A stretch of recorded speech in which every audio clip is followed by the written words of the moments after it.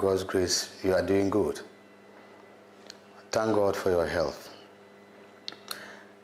I'm a person of Idris Ushaibu Adam. Once again, I come to you, and this time, as usual, African studies. Today we will be looking at Unit 3. That has to do with the African family. The African family. The outline is this. We'll be looking at an introduction to African family systems, marriage and divorce, kinship and descent, social change and the African family systems, inheritance and succession. And then we conclude with national and international laws and the family. These are the things that we'll be looking at today. Let me quickly give you an overview of the African family. Then we zoom in to the main discussion. The African family is very, very important. And the social scientists view the family as a key social institution fulfilling fundamental human needs. Family structures and functions vary across African.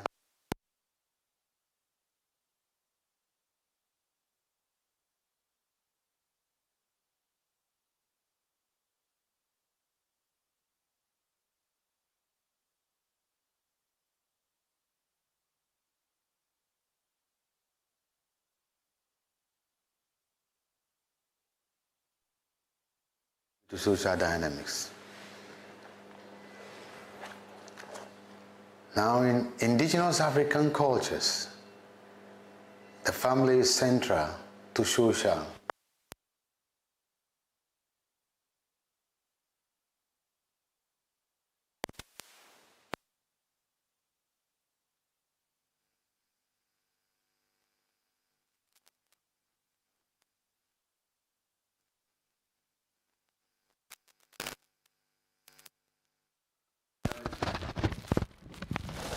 Christianity, Islam, and post-colonialism. When you look at the social, political, and economic policies, these often first affect family systems. And in studying the African family, it helps us understand societal dynamics and policy impact. Having said this, let's ask ourselves, what is family? Or what is a family?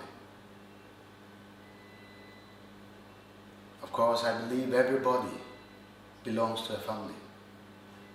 There's no one on earth, excuse me, that says he or she has no family. We all belong to a family, one way or the other. So the question, once again, is what is family? What is a family?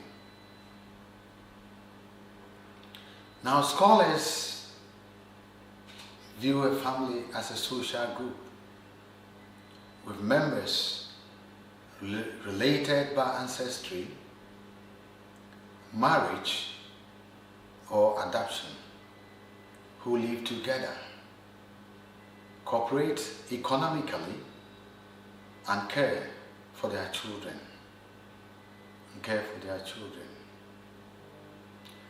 Let us observe one thing in this definition, that the members are related by one ancestry,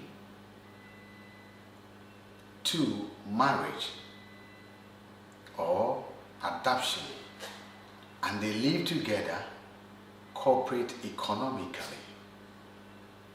These words are very, very important. When you look at this definition critically,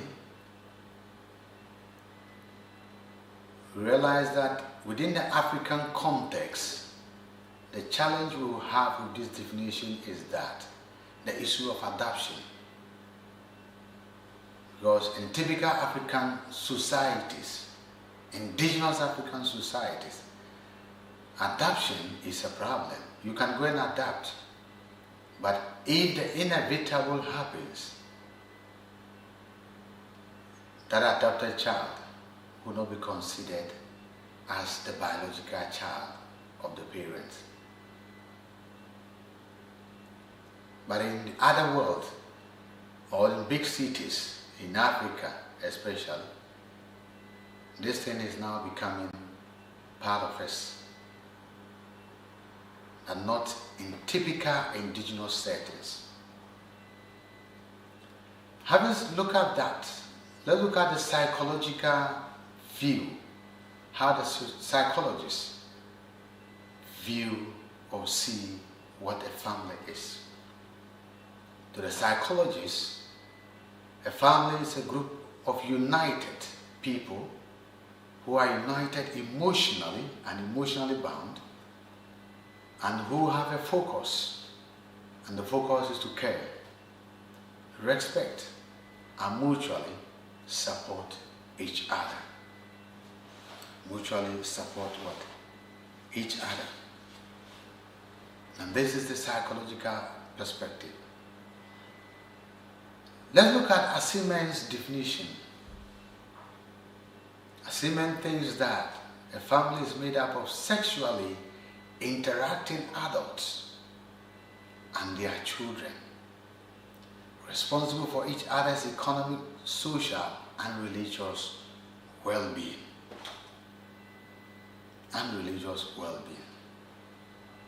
So in the view of Asimen, he talks about sexually interacted adult. So that means that in typical African setting, impotency or infertility is frowned upon, because such things will not make the man or the woman sexually interactive.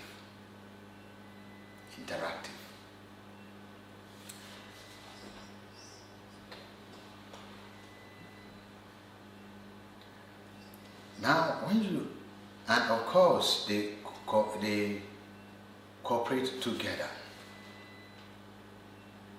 Let's look at the last definition, or last but two definitions, that has to do with Krapo's definition and Odi, Tola, and Ademola definition. For Krapo, he thinks a family consists of married persons, their children, and other relatives living together or nearby, and they have mutual responsibilities. Now he takes the definition a bit further by including other relatives. And I suppose this talks about the aunties, the uncles, and what have you. So he has gone beyond just the married couples and their children and other relatives. Then the last one has to do with Ademola's and Aditola's definition.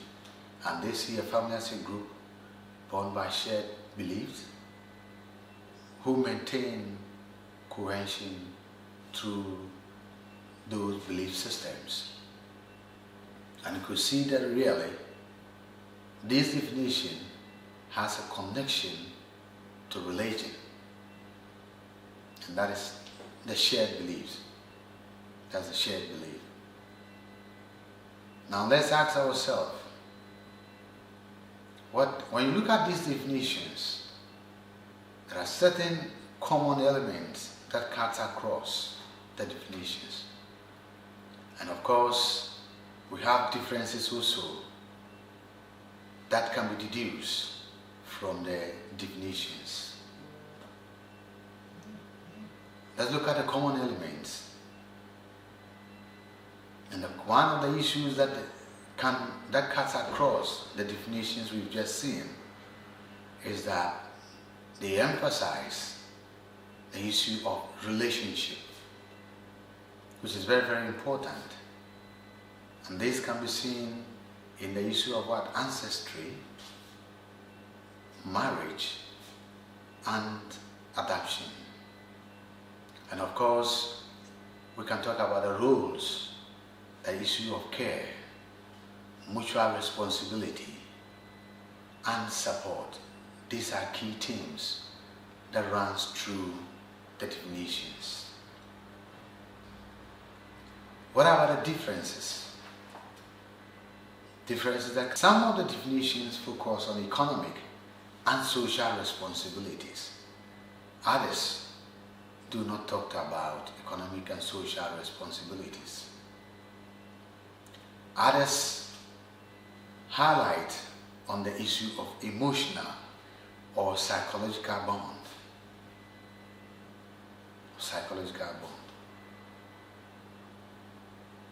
So you realize that the scope of the family, per the definitions, varies. It varies. Yes. Whilst one includes extended relatives, that is Krappel's definition that talks about a family consisting of married persons or couples, their children, and other relatives. This, in a way, looks at extended family system, that is extended relatives. Others focus more narrowly on the parents and their children.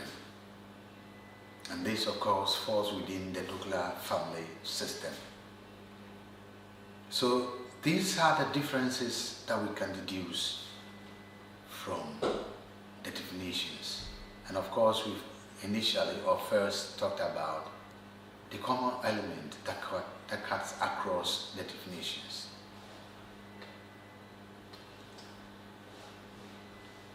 Now let's look at the issue of the concentric approach, which is very, very important.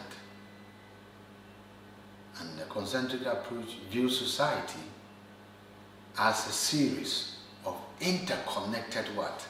Layers. Series of interconnected layers. And this is used in the study of the family. Used in the study of the family. When you look at it critically, at the center, we have the ego. The ego is there. Now, every action or inaction of the ego have a rippling effect. It does not only affect the ego, it affects the family where the ego is coming from, or the household. Sometimes it goes beyond the household and have an impact on the community where the ego is coming from. It even goes beyond the community to the town or village, and goes beyond the town or village to the district and to the what? The region. And not only the region, sometimes it has an impact on the nation. And by the time realize a worldwide or global impact. So our actions and inactions have an impact, either positively or otherwise. That is why the elders will say when the finger dips itself in an oil, what happens? When it dips itself in an oil and lifts itself up like this, what happens? The possibility of the oil running or soiling other fingers is there. We can't rule it out. We can't rule that out. So the ego, the action and the inactions of the ego has an effect not only onto the ego himself, but within the family or household, and then the household within the community, and the community within the town, and the town exists in the district, and the district also exists in the region, and the region also belongs to the state. And indeed, all these, the region, the district, the town, the community, the household, all, and the region, the nation, all form part of the global world. Form part of the global world. Now let us look at some important development. But before then, you know, the importance of the concentric approach is that it helps us analyze a problem from the individual level to a broader societal level. Additionally, it helps us remove the gaps in our analysis and ensures coherent and comprehensive understanding of the family. And this is very, very important. This is very, very important. Now, contemporary development in family structures. Today we have an increasing number of marriages that are breaking apart, that is divorce. And this is not a new phenomenon. Once upon a time we thought it only existed in Europe, in America, and the other continent. But today, in Africa, it is happening. To the extent that we have single parents household, we have step parents household. And indeed, what is happening? What is happening? And of course, in recent times, we have the issue of the gays, the lesbians also coming on board. And these people are advocating for their rights to exist in the society. And indeed, not only that, we realize the issue where now some parents are shifting their responsibilities, or they are trying to run away from their responsibilities. Yes, and that they are neglecting their traditional roles as husbands, as wives. And there are many reasons for that, which we'll be looking at later on.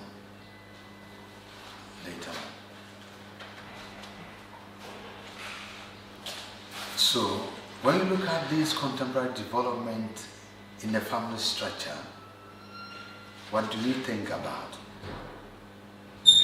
Now, this contemporary development has led scholars to call for a relook into what is meant by the family. Yes, because the issue of gays and lesbians and whatsoever is not only European or American. In Ghana, they exist. They exist. The issue of families of our husbands not playing their roles, where we have marriages breaking apart and whatsoever, single parents households, stepchildren household and what have you, or step parents household or what have you, is making scholars to call that there is a need to take a second look at what we mean by a family. And to some extent, when we look at what is happening, then there's a need for us to take a second look at what a family is. What a family is. Now, let's look at the types of families that we have. Yes, the type of families that we have. We have two types. We have the nuclear family and the extended family. The question then is, when we talk about nuclear family, what do we mean? A nuclear family consists of a husband, wife, and their children. A nuclear family consists of a husband, the wife, and the children. But in some cases, there may be no children. That is, if the woman is not able to conceive, that is, they are childless. That can also be seen as a nuclear family. If the children also come in, fine. It's also still considered as a nuclear family. Sometimes the children may go to live with their uncles and their aunties. But although they live with their uncles and their aunties, they still remain or still have contact with their parents. Not in all cases, but in some cases it is done in Africa. Now within the nuclear family, we have two types. We have the family of orientation and the family of procreation. Family of orientation and that of procreation.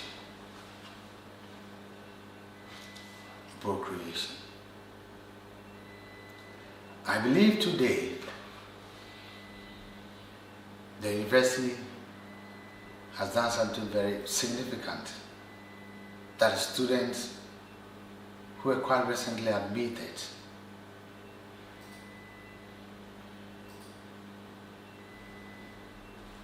mostly what the university does is they have a time where they orient students who are freshly admitted in the university. Do you know the reason why the university has to do that? Yes. Some of the reasons why the university has to do this is that you find yourself in a new environment, a new educational environment, an environment you are not used to, and you are now going to become part of that environment maybe for 4 years or so. There is a need for them to orientate you, for you to know the head of the college and those that he worked with. For you to know when you have, for instance, a problem or challenge, who you should consult on or who you should talk to. For you to know where your classes, you have your lectures or whatsoever. So these are some of the reasons why when students are admitted to the university at a point in time, they go through orientation. So similarly, in the family of orientation, when an individual is born, let me use the local parlance, the person is orientated. How do we do that? Sometimes in what we call the naming ceremony. So the person is brought out and given a name and introduced officially, not only to the nuclear family or extended family members, but the society in general. And certain things are done, of course, in the African context, to make everything formal. And that is what is known as the family of orientation. So the ego here becomes an ordinary member. And he is not the one who forms the family. The family is already there. He becomes now part of the family. Please note that. That is different from the family of procreation. In the family of procreation, the ego, who is the individual, now creates his likeness. And how does he create his likeness? He does that when he gets married and have children.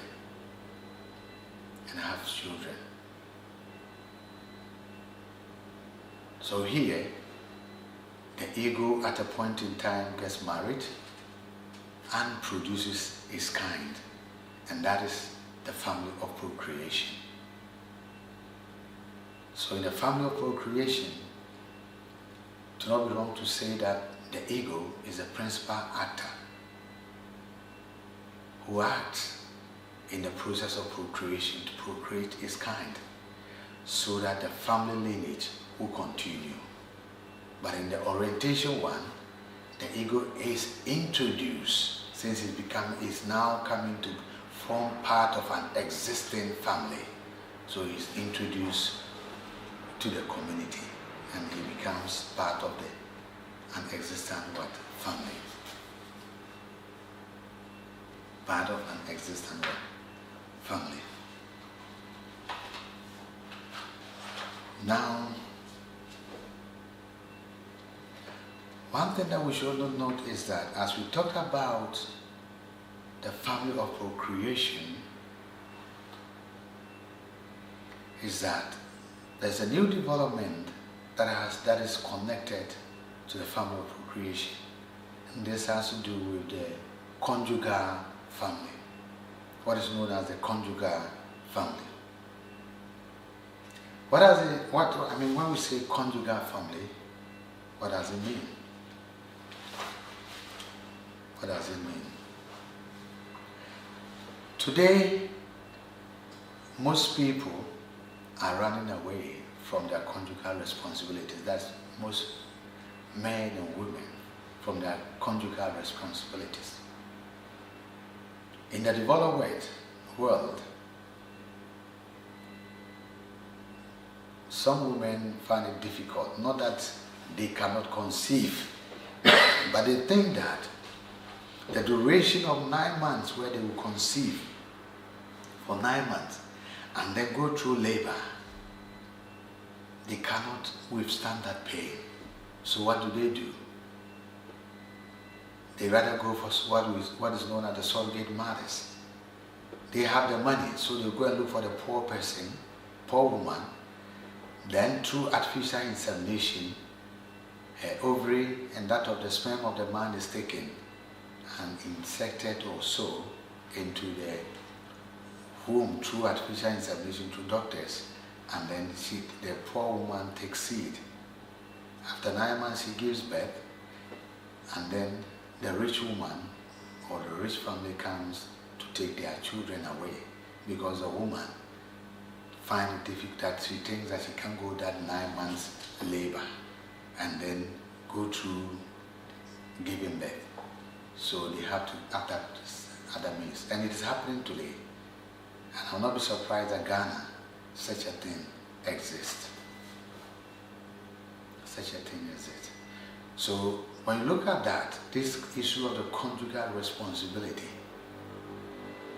is gradually fading, or has faded in some communities. And like I said, I'll not be surprised that in Africa, or certain part of Africa, it is happening today. Now, having said this, let's look at what is known as the extended family. The extended family. This is made up of a number of nuclear families whose members are bound together, and they do many things in common and share certain common beliefs. They are also related by blood, marriage, adoption, or fosterage. And that is the extended family system, which of course is related, or more or less in African setting, we mostly are aware of it. But like I indicated earlier on, in typical African societies, the issue of adoption is a problem.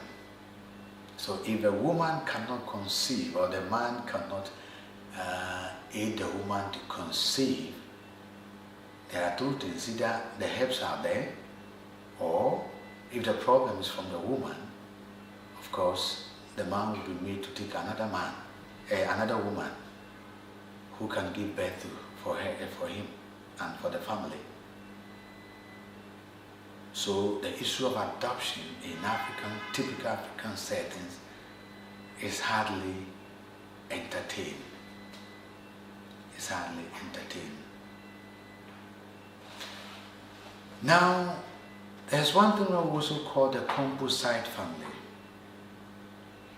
When you look at the issue of the nuclear family, it is not widespread.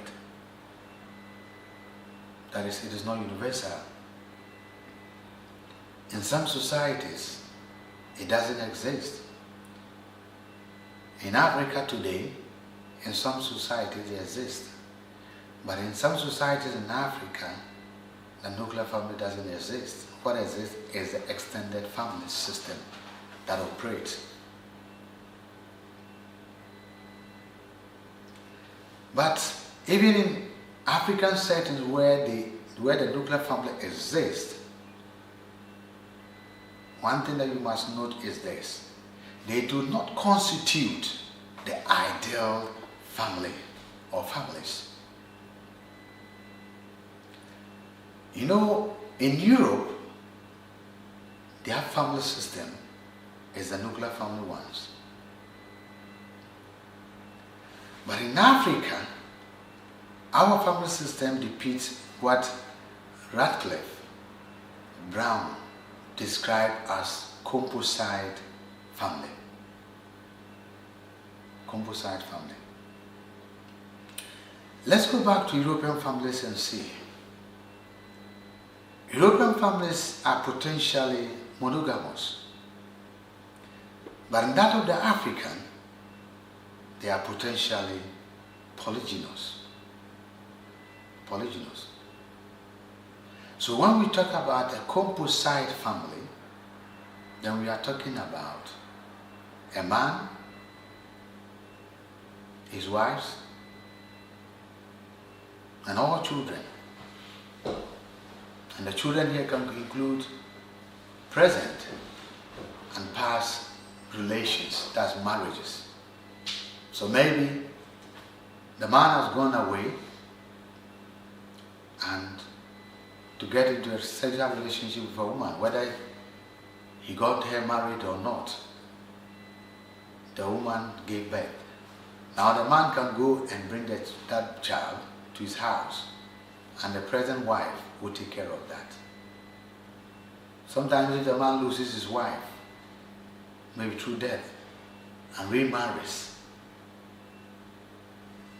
the stepchildren will stay with their mother. And this is typical of African family. And this reflects polygyny, where we have one man with multiple wives. And that is typical in the African context. But you see, as we talk about polygyny, one thing we should also note is this. Some years back, gradually, polyandry is gradually catching up in Africa. Polyandry is where a woman is married, a woman is married to more than one man.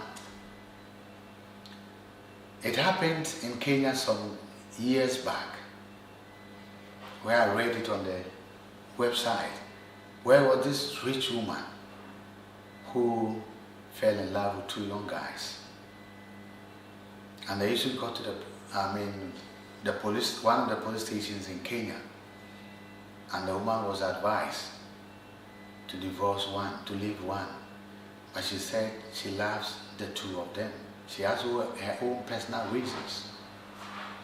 So there's no way she can leave any one of them.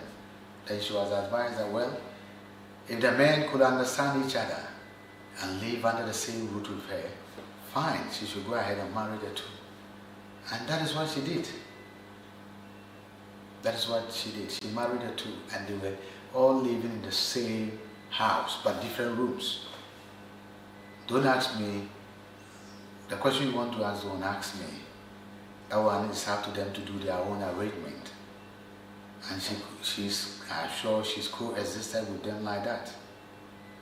Two husbands. So polyandry is also catching up in Africa.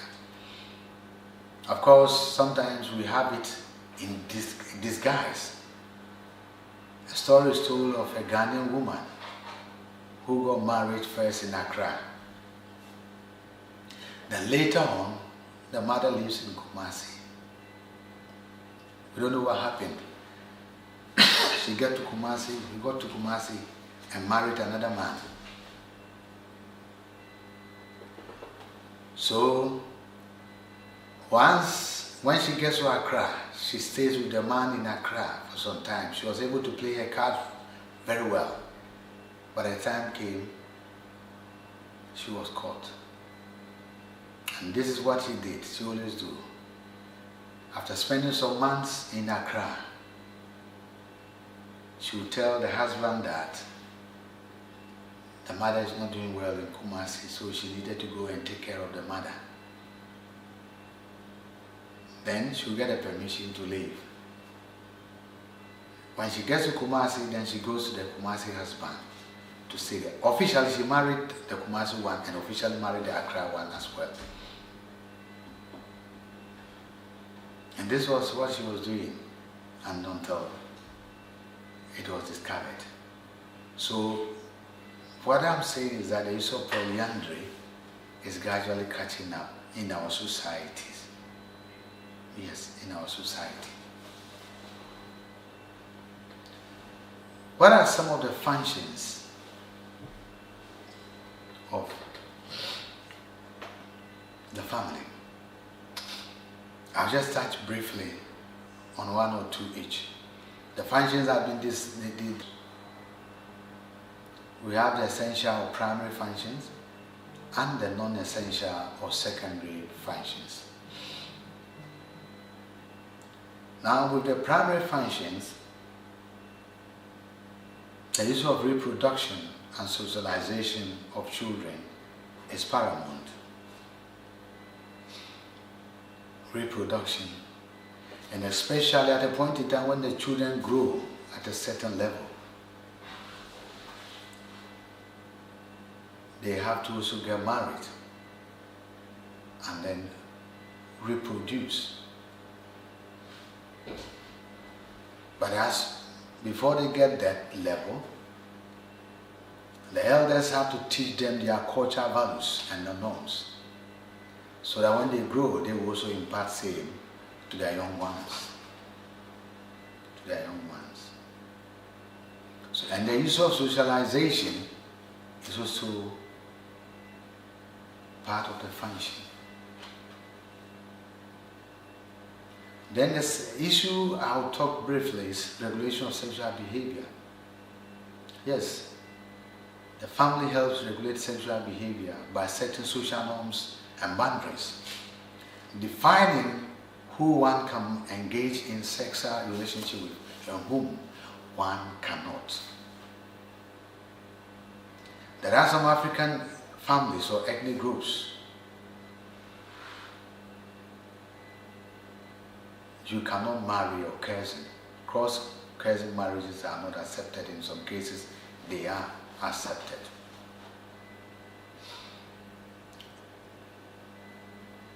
And today, we have a challenge there, especially when it comes to regulation of sexual behavior.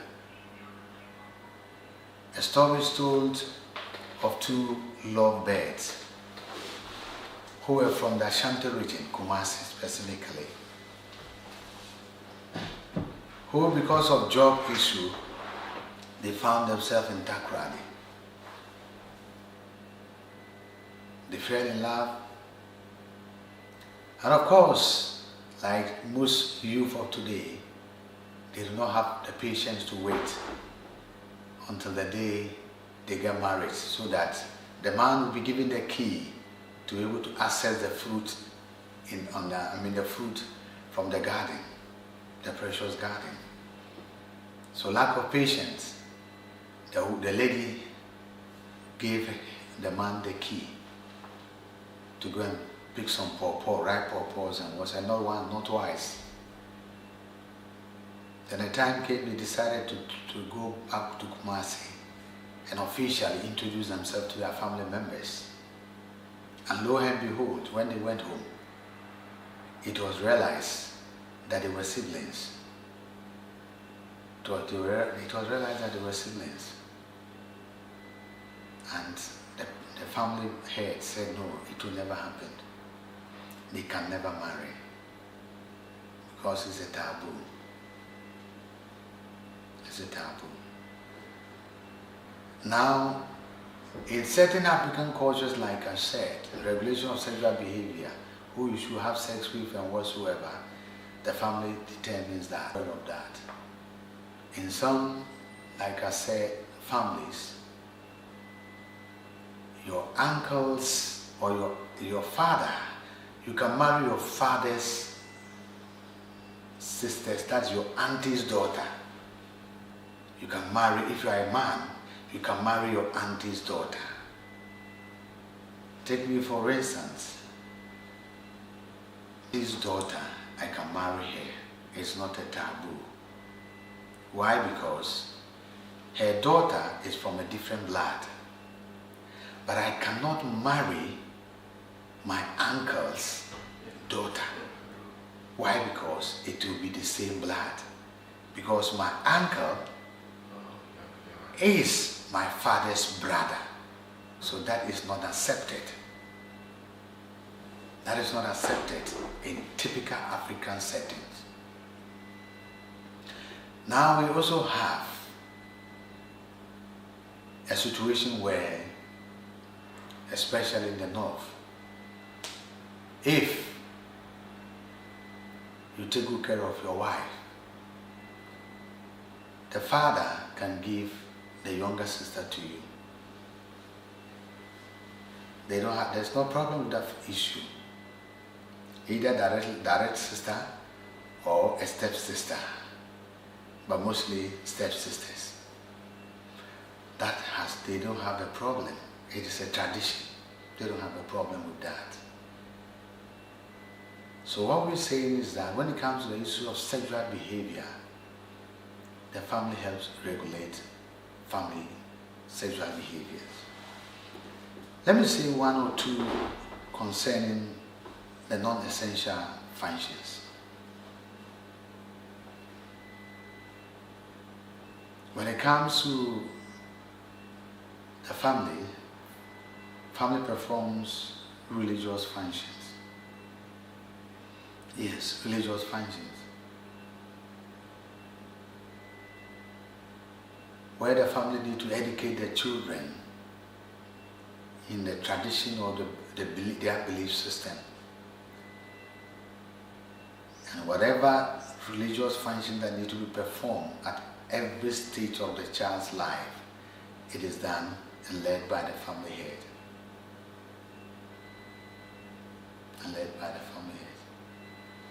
The other non-essential function is educational function, where the family head provide education for its members, especially the young ones. And I must say that in typical African settings,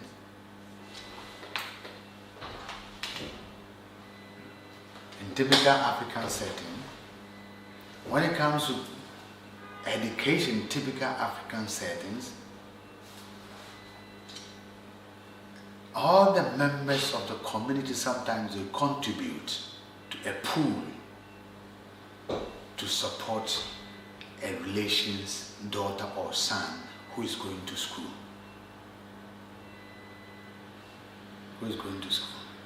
It is not the issue of a nuclear family. In typical African settings, they all belong to one family. They see themselves as one. So the child belongs to the community. So if the child is going to school, everybody in the community would like to be part of by contributing whatever he or she can to support the child's education. That is the beauty of it in typical African settings. But you see, we are gradually losing these functions because of the new style, the new role we have taken. That is where we copy in quote European or American culture.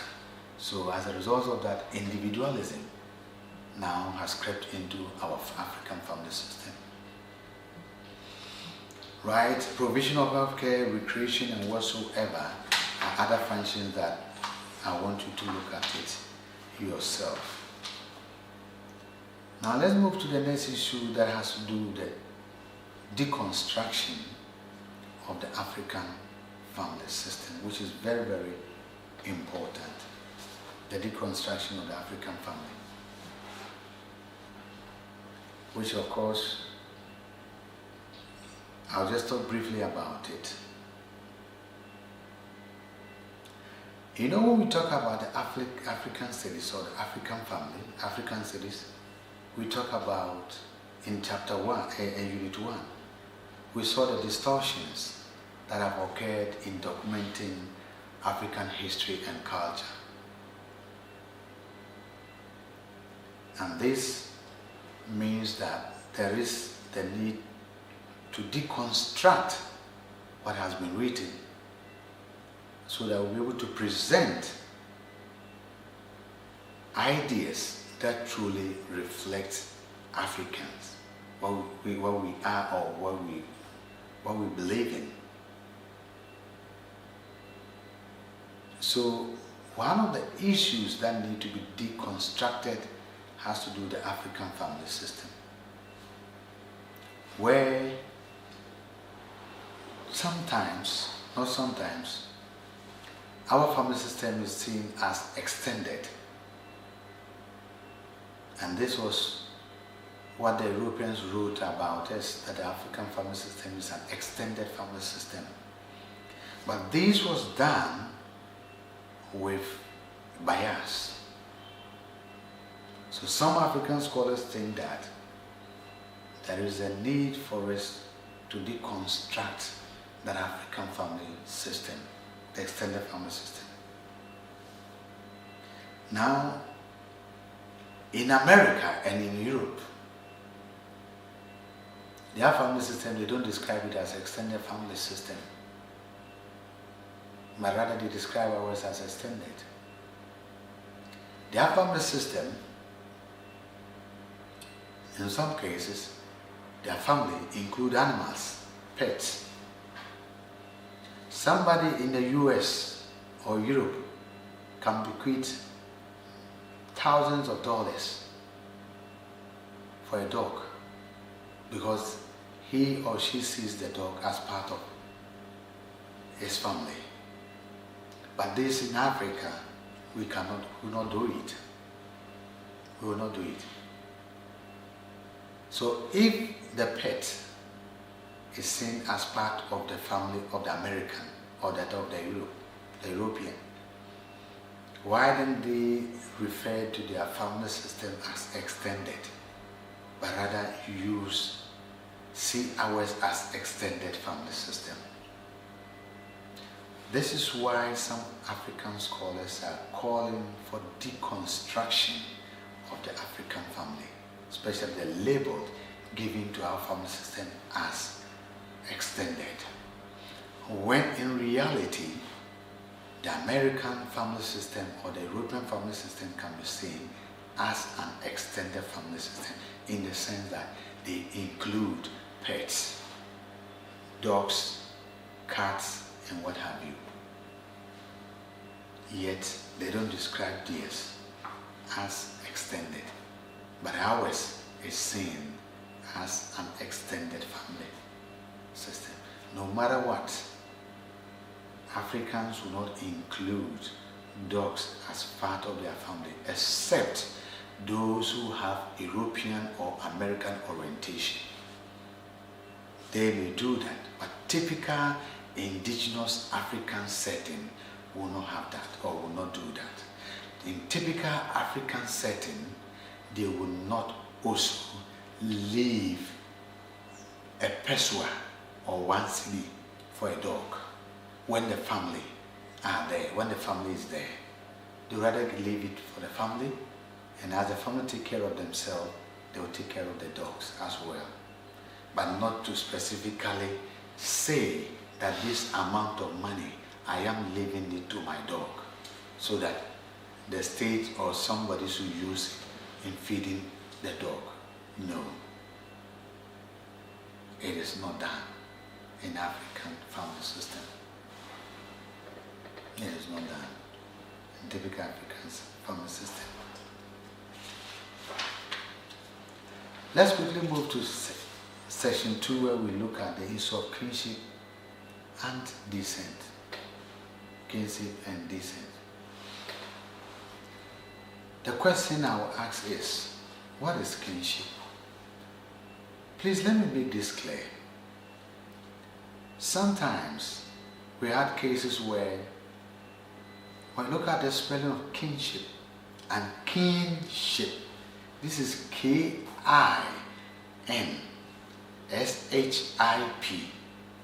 and kin is K-I-N-G. K-I-N-G. So we may even have kinship, K-I-N-G-S-H-I-P. We have cases where students were asked to talk about the functions of kinship, but they ended up talking about kinship, K-I-N-G-S-H-I-P. They rather spoke about it. We have cases of that nature. So please know the difference. This one, there's no G to it. The other one has G added to it. And their functions differ. So please take note so that you don't go and make same mistake. Kinship refers to a group of people who are related either by blood or marriage. Now, those who are related by blood happen to have direct descendants from an ancestor. And those related by marriage, of course, is through in-law or marriage that they are related. They are related. One thing you should note is that kinship binds people together, creating a network of social relationship within the community. Within the community. Then let's ask ourselves, what about descent? This refers to the tracing of an ancestry from a common or direct ancestor. A direct ancestor. And under it we have the lineage and the decline. And the lineage is a group of people who can trace their descent to a known ancestor.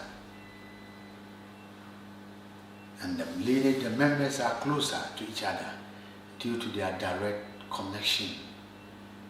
And usually, in typical African societies, they live within a geographical location. A clan, on the other hand, refers to a larger group that may trace their descent to an unknown ancestor.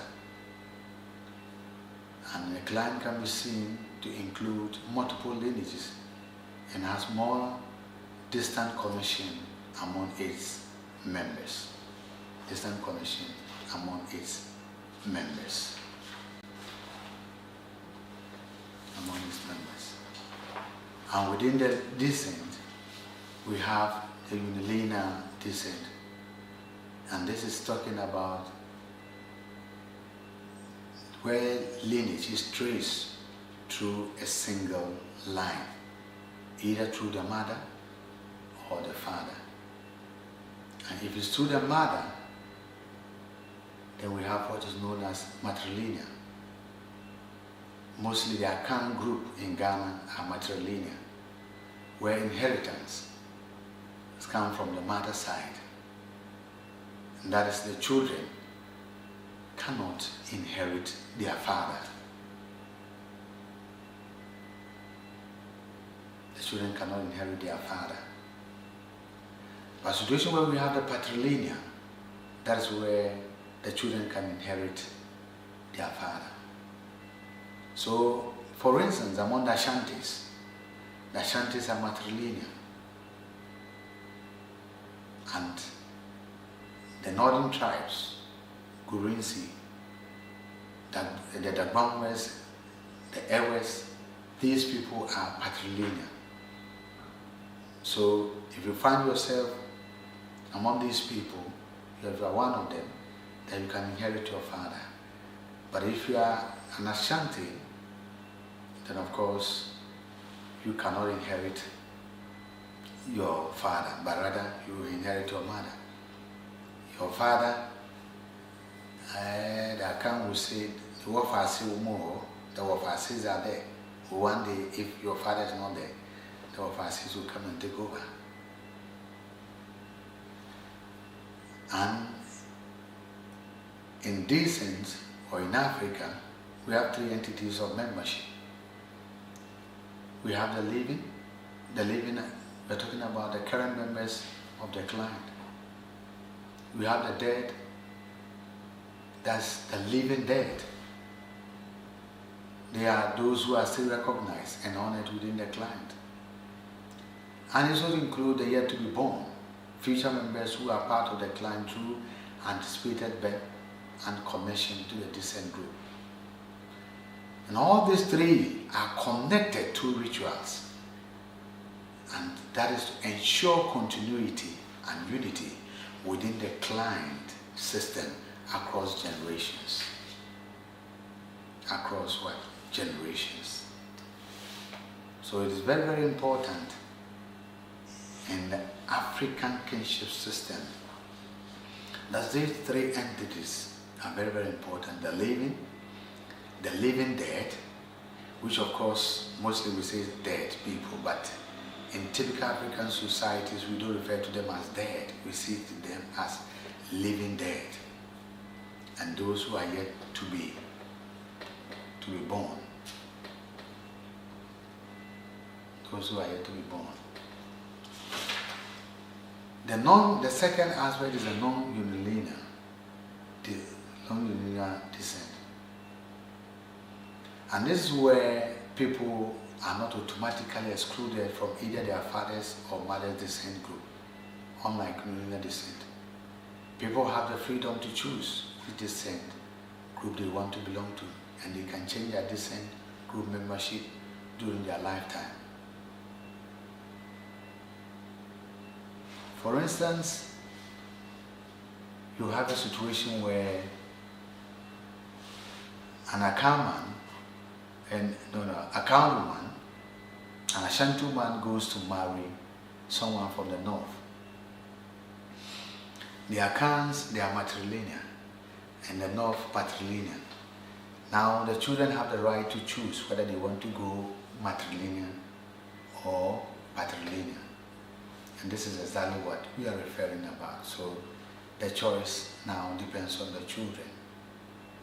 Having said that, let's look at briefly the functions of the descent group. Corporate entity, they work as a cooperative or corporate entity and decision-making body. When it comes to decision-making, they take collective decision. The head of the lineage is responsible for administration, making sure whatever decision that is taken, it is implemented. And everybody will come to back home, and especially during occasions like festival occasions, then the members of the clan, whether you are in America, USA, or wherever you are expected to go back home. And they reunite, and if there's an issue they need to address, that is the time to address those issues. And they also pool their resources together to support the young ones and to support each other.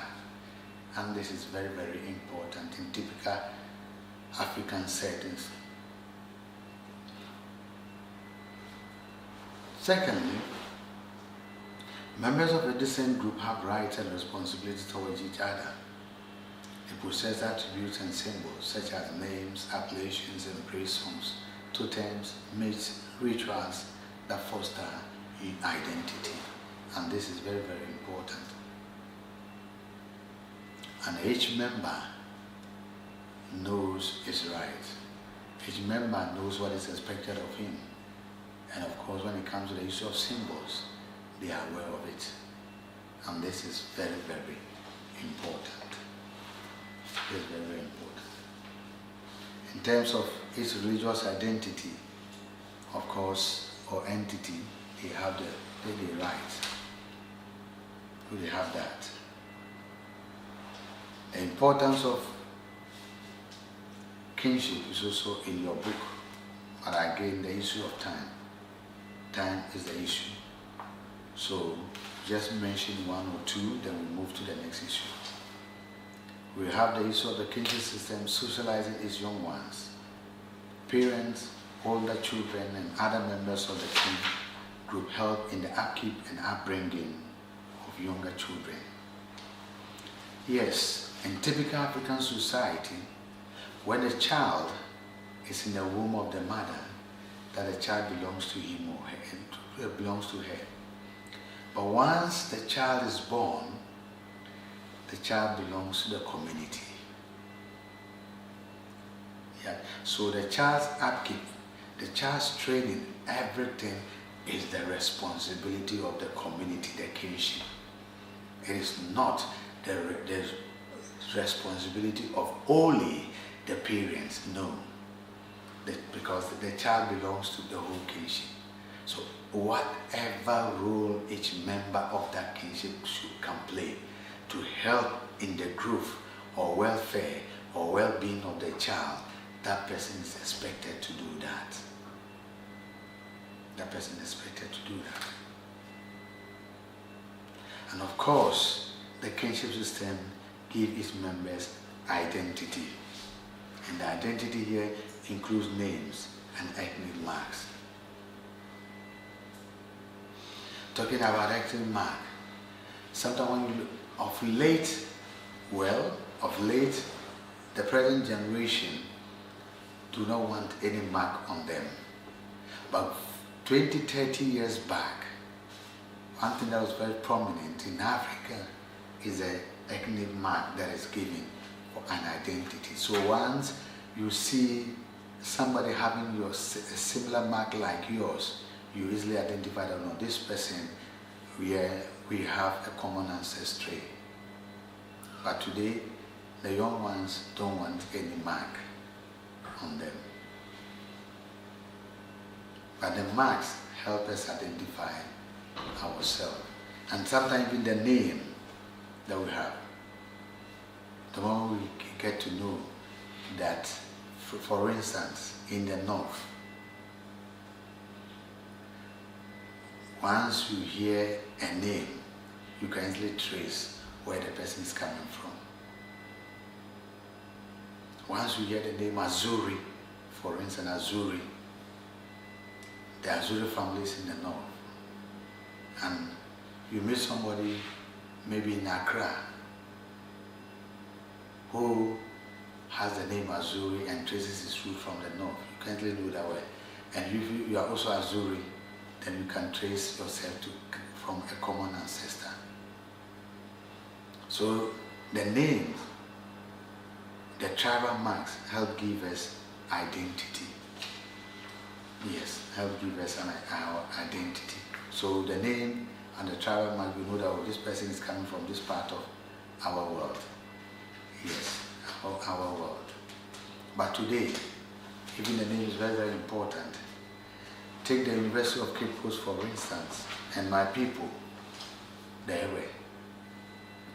The moment you come and then you introduce yourself and you have an Ewe name, oh my God, every member within the community would like to identify himself with you, would like to come to you and introduce himself or herself. It doesn't matter which part of Volta region you are coming from.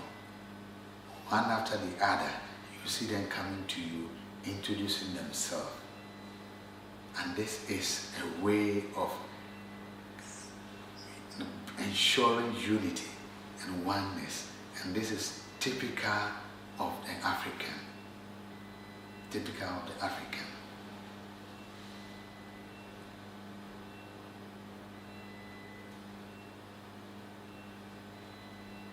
That's typical of the African. Let's move to the issue of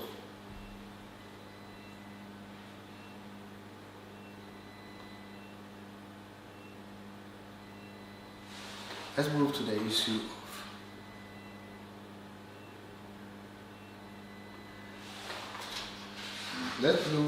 issue of inheritance, succession, and property.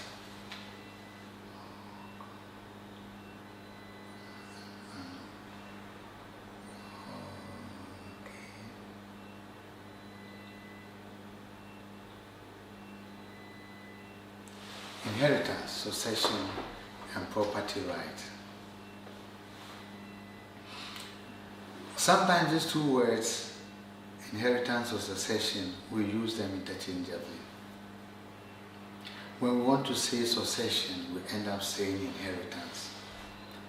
When we want to say inheritance, we end up saying succession. But we need to understand the two concepts. When we are talking about inheritance, inheritance is talking about the devolution of property to an heir or heirs, while succession is a devolution of a position to a person. I repeat, inheritance refers to the devolution of property to an heir or heirs, while succession has to do with position. Succession has to do with position. In both situations, one thing that you should notice is that they both have socio-cultural dimensions. And because society determines the rules of inheritance and succession. Society determines the rules of inheritance and succession. That is in typical African society. So when one is born, one knows who will inherit who and who will not inherit who. In typical African societies, this is known. It is known. You don't need to ask. The community itself is aware who inherit who and at what time. At what time.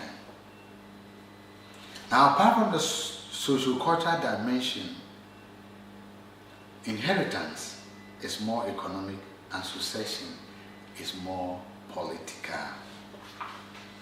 It's more political. Now, practice of inheritance or succession in African society.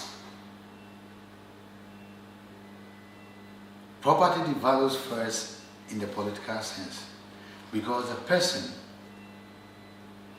property devalues to the person who has legitimate claim and not the one who is in need. Not the one who is in need. Not the one who is in need. You may be needy, a needy person, the poorest person among the client or kinship. But if you are not the right person to inherit, forget it. Forget it. If you are not the right person to inherit, just forget it. Just forget it. It will never come to you.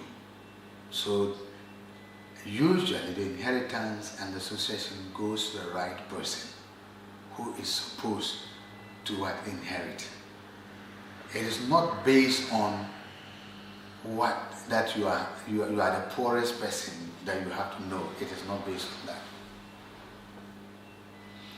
And in the case of African societies, succession is about transfer of power and authority. Succession is about transfer of power and authority. And inheritance is about the issue of properties. And sometimes we may have case where we have human property in court, that is the widow. The widow is also inherited in some African communities.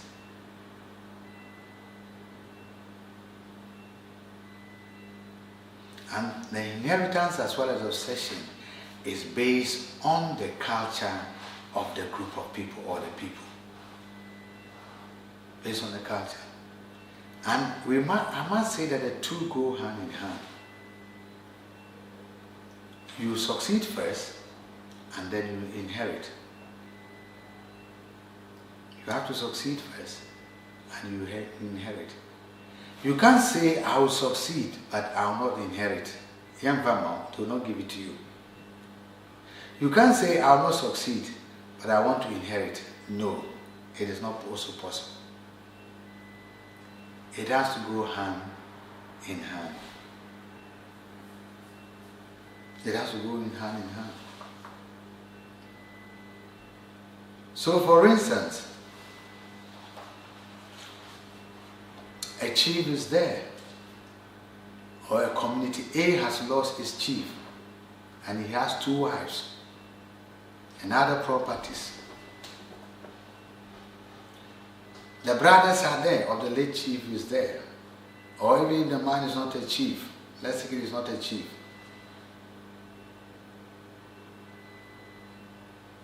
The man is not a chief. He is there. He is no more. And the brothers or brother is there.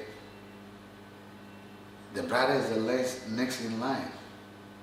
He has to inherit and at the same time succeed. So if he succeeds, if it's a case of a chief, he takes the position of the man or the late chief. He must also inherit everything, including the wives. He can't say, I'm interested in only the position, but I'm not interested, I won't marry the wife or wives. It is not done.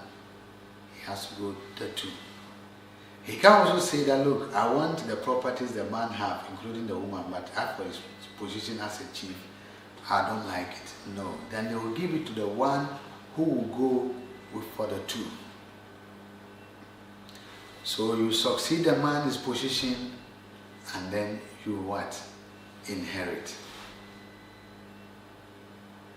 And then you inherit.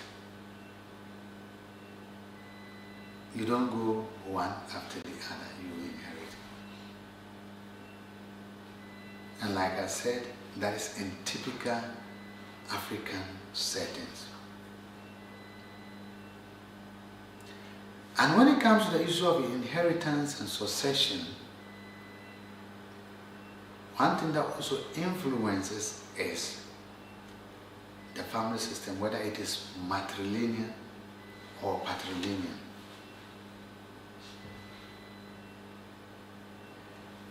When it comes to matrilineal societies, the property devolves to only members of the matrilineal system. This means that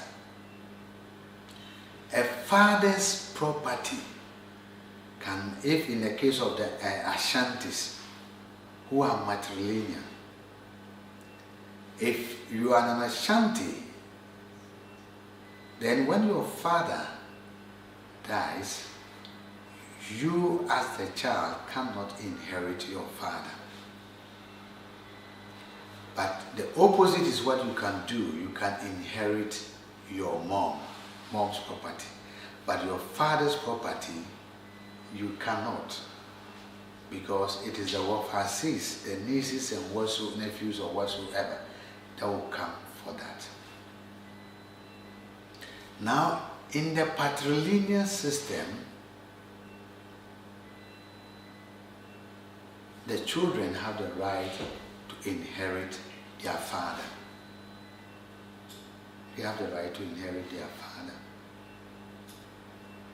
So again here, when it comes to the issue of inheritance and succession, one thing that determines it is whether it is a matrilineal society or a patrilineal society.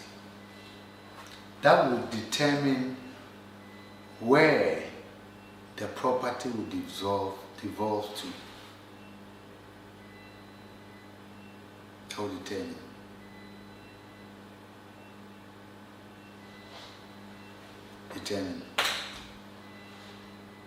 And this is very, very important. Let's look at the issue of rights, property rights and obligations in indigenous African settings.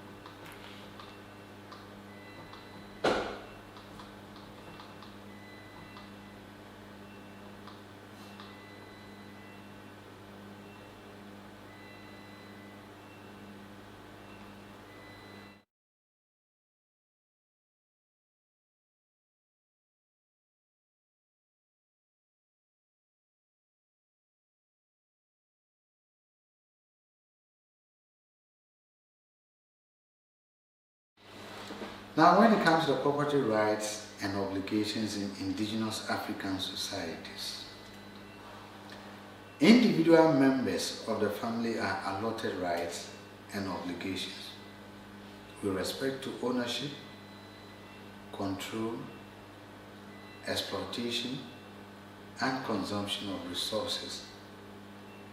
And this is based on one's status. This is based on one's what? Status. And this is very, very important. Yes, this is very, very important. Your status will determine what should be allotted to you as your right. What should be your obligation as a member of an indigenous society? What should be, respect, issue of control and whatsoever. All these we do not, some cases, in most societies we do not have it written, but the community are aware of it.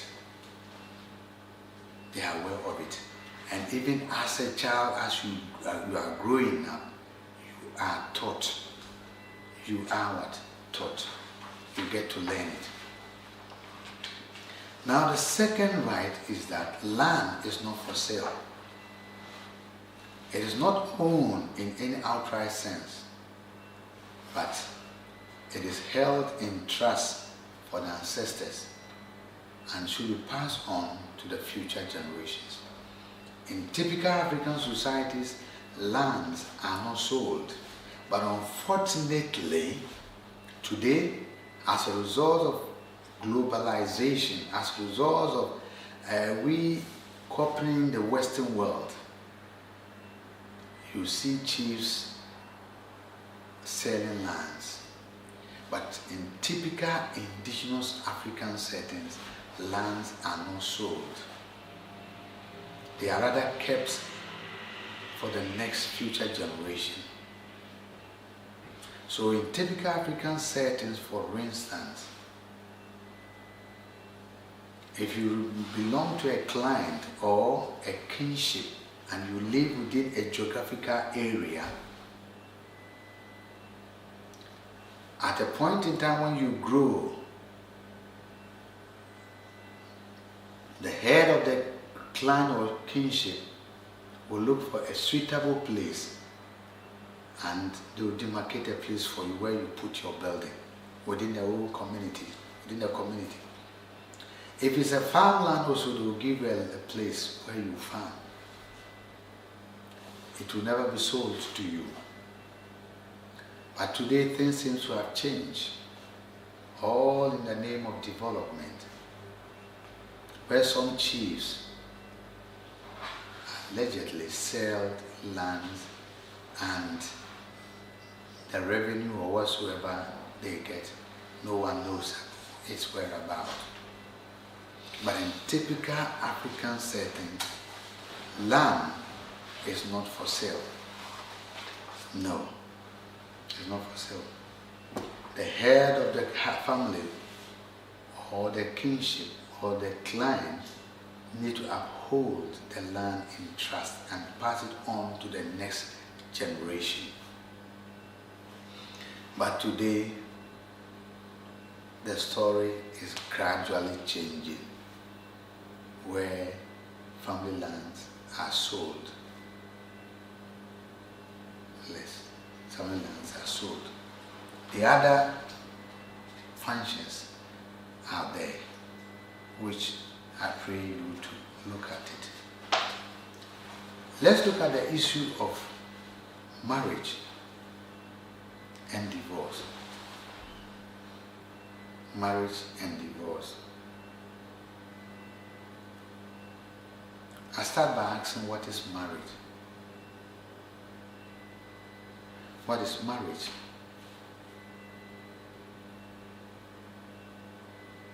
Well, marriage can be seen as a union between two adults who have consented to live together and share their lives. Consented means they have agreed to live together and share their lives together. Yes, share their lives together. And in some cases, the belief is that the marriage will last until death do us part, or until death separate us.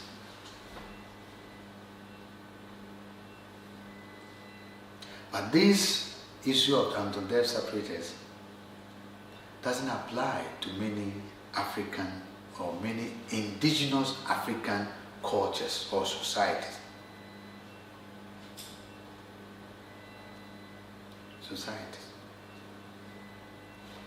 Marriage also can be seen as a union between a man and a woman, such that any children born within the union are seen as legitimate offspring of the union. Legitimate offspring of the union. Please, the word legitimate is very, very important. It becomes legitimate if and only if the man has gone to perform all the necessary rites, the marriage rite. Now, if the marriage rite is not performed, then the children are illegitimate children. In some communities, the man has no responsibility, the man has no right on the children. If death should lay its icy hand on the so-called wife, the wife's family will take all the children away, because the man has not performed the marital rites, so the children do not belong to him. And in situations also where you are coexisting with a man who has not performed or officially gone to ask of your hand and have not performed any marriage rituals to your parent, if death should lay its icy hand on you, then the man has a big tax. The man must marry you once on your bed. Once you are dead, he has to perform a marital rite. After which, he will have to bury you. And in some communities, among especially the Akans, they will collect what is known as kwasebusika. Kwasebusika. So 3, you marry her, bury her, and a fine will be imposed on you for disrespecting the family. So those of you who are coexisting as married couples, when the necessary marital rites have not been performed, should be careful. Yes, should be careful. Then let's look at another definition by Asimen, who sees marriage as a socially recognized arrangement whereby consenting adults of the opposite sex are brought together into a relationship where the offsprings are socially recognized. Please let's take key interest in this definition. Consenting adults of opposite sex, not same sex. He said opposite sex, not same sex. This implies that in typical African settings, same-sex marriage is not entertained. A man and a man cannot get married in typical African setting, or a woman and a woman can never get married in typical African setting. Who will even come and say he's going to officiate or witness that marriage? Nobody will come. What is recognized in typical African settings per Asimen's definition is that the people are adults, grown-ups, of the opposite sex, a man and a woman, not a man and a man or a woman and a woman, no. Or a woman and a dog, God forbid, no. We do have typical African settings, these are not entertained. And that is why some few years back, when the Europeans and Americans are calling for Ghana to accept gay marriage and lesbian marriage, most Ghanaians say no, because it is not part of us. It's not part of us. So by our culture, it should be between a man and a woman, adult people.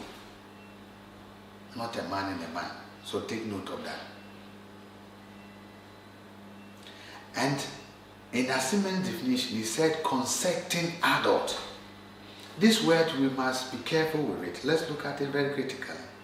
Because in typical African societies, we have arranged marriages. Where you, the man, you are there, your father will call the sister, maybe one of your aunties, or your aunties, and tell them, look, your boy is now mature, and we think you need to get him a wife. So your aunties will take it upon themselves to search for a woman for you. And those days,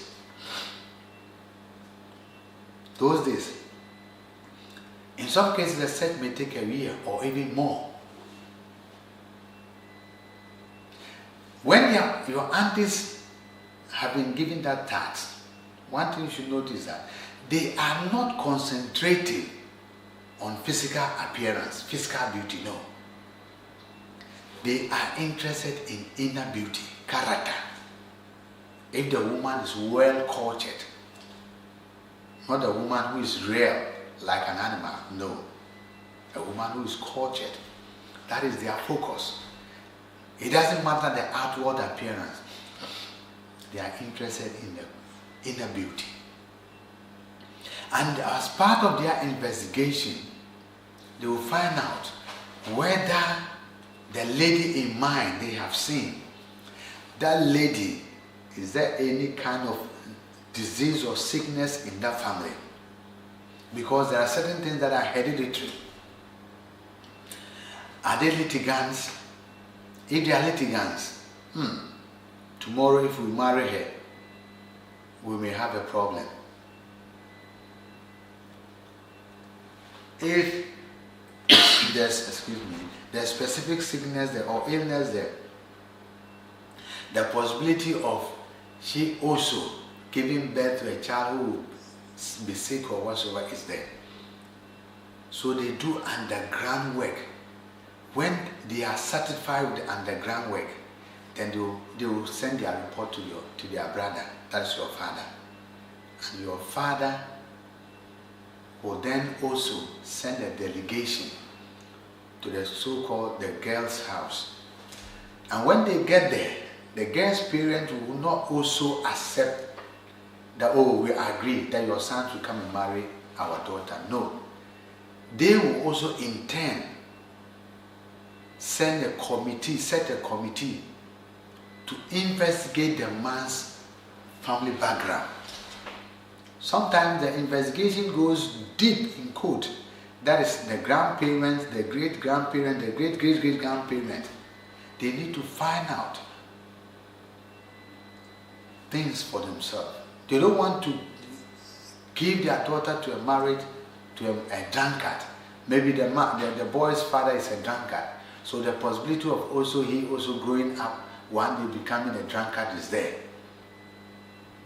So they have to find out all this. When they are also satisfied, then they can now ask the man's family to come for their response. But unfortunately today, what do we see? We have set aside all these things. And you see, the elders do this investigation because they think that love develops, love grows. You may not have seen the woman before. Maybe on the day of marriage that you see her. But if she's well cultured and well trained, she'll easily get a spot in your heart. Yes, you know what? The food she will prepare, one of the things is you grow to love her. So the elders will say, love grows. At first sight, you may not like or love the person, but as you coexist with the person, the things the person will do will gradually make you fall in love with her, and then that love will grow. But today, what do we see? Some people enter into marriage with lust, and they get into it and they say, I do love this woman though, but how did I get to marry her? We are not compatible. And then the next issue is that divorce comes in. The next issue is that divorce comes in. So, of course, consenting adults, the views of the would-be married couples are asked. Kojo, Ama, come. Kojo's father and so have come to ask of your hand in marriage. Should we accept or not? Well, in typical African societies, Ama cannot say yes or no. She'll feel shy and run away or hide her face. But it has whatever the action she will take implies that she agrees to it. She agrees to it. Right. Having said that, what are the types of marriages that we have? We have the monogamy, and this is where a man or a woman is married to a person. And like indicated earlier here, yes, that a man and a woman, a man or a woman is married to one person at a time. A person may have a number of spouses in his lifetime, but if at any point in time that person settles with one person, this is referred to as serial monogamy. Serial monogamy. Yes, serial monogamy. In Europe and in some part of America, one thing is happening is that, yes, people can agree to marry. After 6 months or 7 months, they will divorce. They will divorce, and yet they will still be there. They will still be there. And anytime they feel like meeting and having sex, they have the freedom to do it. Even if the woman has remarried or the man has remarried, they are still there. And this forms part of the serial monogamy that we are faced, we talk about. Polygamy. Under polygamy, we have polygyny and polyandry. Polygamy is where a man or a woman has more than one spouse. More than one spouse. Polygyny is where a man has more than one wife. Polyandry is where the woman has more than one husband. And I cited a typical example of it in Kenya, where a woman got married to two men. And examples are among the Herorois of Southern Africa, the people of Lele of Kasai in Central Africa. And a woman can marry more than one husband, and they will live in the same compound house, but the men will have separate rooms. The woman cooks for them. They all eat from the same bowl. They don't have a problem. It is their tradition. They don't frown against it. They don't have a problem. Don't ask me this question. What about if the woman gets pregnant? Yes, if the woman gets pregnant, who will be seen as the father? In such societies, the man who first gives the woman a flower is seen as the father of the son.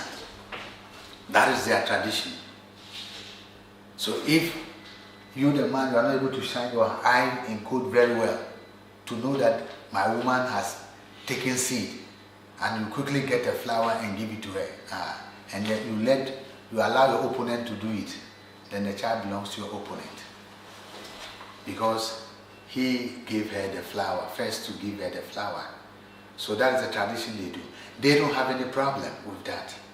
They have lived in this situation for so many years, centuries, and they don't have any problem with that. You Ghanaian lady also, you may frown against it. You may go against it. You dislike it, but it is a culture of the people. They don't have any problem with that. Then we also have child marriage or betrothal. This is a type of marriage between either two children or a girl and an elder or older man. I would prefer to use an elder man rather than the older man, but it should be an elder man. And this marriage is practiced in a number of traditional African societies, although the system is gradually dying out. But there are reasons why these marriages take place in typical African societies. There are reasons. Let me just give you maybe 2-3 reasons for that. Sometimes I'm giving you the reason because you see, you don't go ahead to blame people for giving their girl child to elder people for marriage without a reason. Whatever a man does, there is a reason behind it. Now let me come to the reasons. Assuming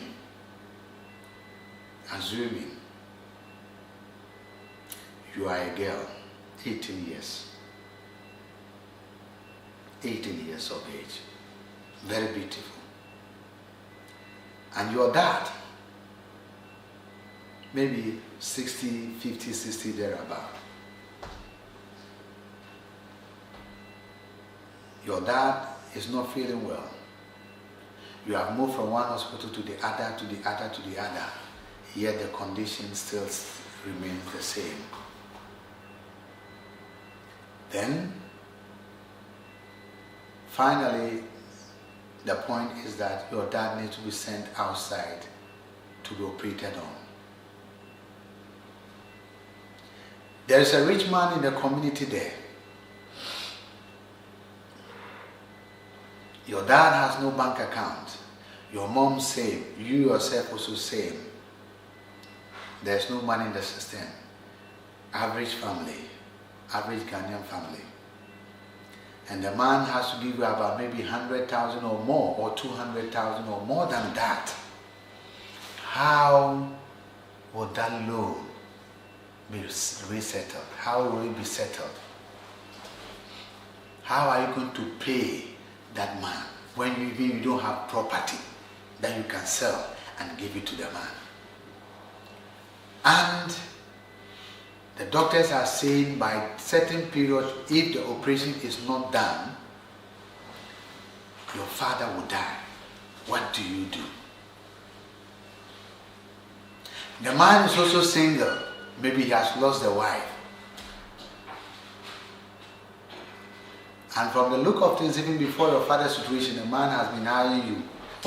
So what do? Would you agree to marry the man? And then your father's life will be saved? And also, the loan is given to you, to your father, to take care of your father, will become a bad debt. You will not collect it because you have agreed to marry your father, to marry him, or you allow your father to die. Think about it. In some situations, some girls will prefer to marry the man, irrespective of the age difference, so that the father will leave. She will get the money to take care of the father, so the father will leave. It doesn't matter if she's 18 or 20 and the man is 40 or 45 or 50. She doesn't care. Her problem is she wants the father to be alive. Some will sacrifice and do that. And this is one of the reasons why in typical African societies, this marriage, betrothal marriage, is still ongoing. The second point is this. The second reason is this. You live in a community, of course, a typical Ghanaian community where it is farming community. There is this man, maybe let's take it Mr. Adam. Mr. Adam has lost a wife. Maybe some few years back. Mr. Adam has been so good to Kofi Boachi's family. For so many years, he has been supporting them financially. Anytime they go to Mr. Adam for financial support, Mr. Adam has no problem. He supports them without even asking them to pay back. And this has continued for so many years. And through that, they have been able to educate all their children. Now, Mr. Adam has lost the wife. And Mr. Kofi Boachi is there. He has a very nice, a beautiful daughter who is about 16 or maybe 18 years. And Mr. Adam is about 40 or 50 years. He's single. The wife is not, he has lost the wife. Now, Mr. Kofi Boachi and his wife sat down and said, hey, Mira, Mr. Adam's Mr. Adam has done well. Ever since we moved to this community, this man has been assisting us for so many years. And through him, now look, our children have been educated. Now he has lost the wife. What do you think we should do to help him? And looking at our daughter, our first daughter, now 18 years, when she's grown. Now, don't you think if we should give it to her, we give our daughter to Mr. Adam, it will not be out of place because he has helped us so much. And now he has lost the wife, he's single and whatsoever. Our daughter can help him forget about the wife and also start life again. And you see, in typical African societies, you know, Kofi Boachi and his wife will sit down and plan everything. Let me tell you sometimes what they do. They will sit down and say, look, Ama, maybe after they have returned from farm, Ama, come. Kogwa, go and bath and wear your best dress. Mama, why are you sending me? Are you going back and wear your best dress and come? You see, get this contemporary, and then Kwansusa. We see that Mr. Adam is in the house. You go and knock. Take the contemporary and give it to Mr. Adam. And when you go, ask him if you can prepare a stew for him. You see, and that is how it starts. And you should also go and do it. At that time, you should be saying, oh, God, this one I'm going to give it to Mr. Adam. Gradually, Mr. Adam's eye will come to just be on the daughter. Gradually, by the time you realize, And once, men, one thing that easily attracts us and gets us to women is food. If a woman will get to a man's heart, it is food. One of the means is food. And if the girl's food is very, very palatable, I bet you Mr. Adam will fall for the girl. And by the time you realize she is staying with Mr. Adam, and the necessary thing will be done, and marriage right will be done, and she becomes Mr. Adam's wife. In this case, Mr. and Mrs. Kofi Boachi wanted, giving the daughter, they want to say to Mr. Adam, thank you for everything that you have done for us. So in a way, these are some of the reasons, this is one of the reasons why betrothal marriage still continues in typical African societies. So it is not that Africans, not that we don't know the implications of giving the girl child to early marriage, no, but there are reasons. There are reasons. So until you find out, you'll be making a mistake. So there are reasons for that, and which of course we need to look at it very well. We also have the secondary marriages. Yes, and these type of marriages are very common in African society.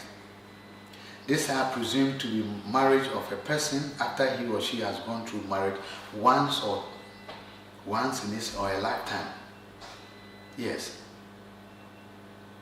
The person has married before, maybe something happened and he has divorced and goes in for another marriage. This is called secondary marriages. We may also have marriages by proxy. Yes, marriages by proxy, which also done, and today Boga, Aware, whatsoever is done. And these are some of the marriages that we look at. We also have woman-to-woman marriage. Yes, woman-to-woman marriage. It's not that a woman marrying a woman, no. No, it is not that. It's not the issue of lesbians. But what here it means is that a woman is there, she is married, but she has challenges in conception. Maybe the womb, through accident or whatsoever, she cannot conceive. Now this woman can go out and contact another woman, marry the woman and bring it to a house and give it to the husband.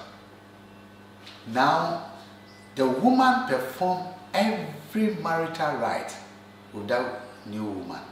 So she happens to be the husband of the woman. But because she's a woman, she cannot give birth. She cannot have sex with the woman. So she gives the woman to the husband, who then have sex with the woman, and that new woman gives birth. That woman belongs to her. That is what is known as woman-to-woman marriage. And we have such in Africa. Yes, and then whatever children did she give, the woman who went out, the woman who cannot conceive, is seen as the pater. Yes, as the pater. She is seen as the pater because she did the marriage arrangement. We also have the widow inheritance, where a man marries,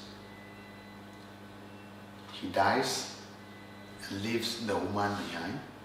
The junior brother can marry her. That's widow inheritance. But it's not all in African societies. Some African societies accept it, others do not accept it. It is the practice. In Ghana, among most of the ethnic groups in Ghana, it is done. If my senior brother should die and leave the wife, I'm mandated to marry her. Not necessarily to marry and produce children, but the idea is to take good care of her. And if she feels like she will have sex, why not? Body, like somebody will say, body not before your wood. But if she doesn't feel like sex, there's nothing wrong. But the point is that I marry her and take position of my brother's position and take care of my brother's family in his absence. It is done. We also have the Leventic marriage. Right, the Leventic marriage, and then the last one is the ghost marriage. Now, because of time, let me quickly talk about ghost marriage. And this practice among the newer people somewhere in East Africa. A young man is there who has reached the age to marry, but death has taken over him. Now, the father of that young man doesn't want the name of the young man to be wiped off from the family. What will the father do? The father needs to go and look for a wife for that young man who has died and marry her and bring her to the family. Now, when he brings her to the family, the brother, one of the brothers, will take responsibility. That's a conjugal right. Will have sex with her, and whatever children they produce, that children belongs to the deceased brother. And this is the rationale is that they don't want the name of the deceased brother to be forgotten in the family. And that is why they have to go and look for a wife for her, and that is what is known as the ghost marriage. That is known as the ghost marriage. Yes, that is what is known as the ghost marriage. And let me quickly conclude with marriage payment and arrangement. Here we have the direct and indirect, where if it's direct, we have a family presenting a female member for exchange with, maybe I have a sister and I've seen a very beautiful woman somewhere. I can contact somebody there, then I exchange my sister with that lady I want to marry. It is done in the north. They don't have any problem with that. The indirect is where there's payment of prestation, bride price or bride wealth or whatsoever. That is the indirect one. That is the indirect one. Right, that is what is known as the indirect. And within it also we have the bride wealth, the dowry, and then the bride service. Here the bride service mostly has to do, it is mostly practiced in the north, where if I want to marry a woman, I can go and render services to my in-laws to be, and it's part of it. Yes, it's part of it. And once I'm able to do that, the prestige, the honor, the respect I will get from my in-laws, you can't talk about it. It is done that way. Now time is up. I pray that you will be with your books and prepare very well. You know, very soon you will have your first quiz. Yes, you have your first quiz. If you have any question or whatsoever, we can.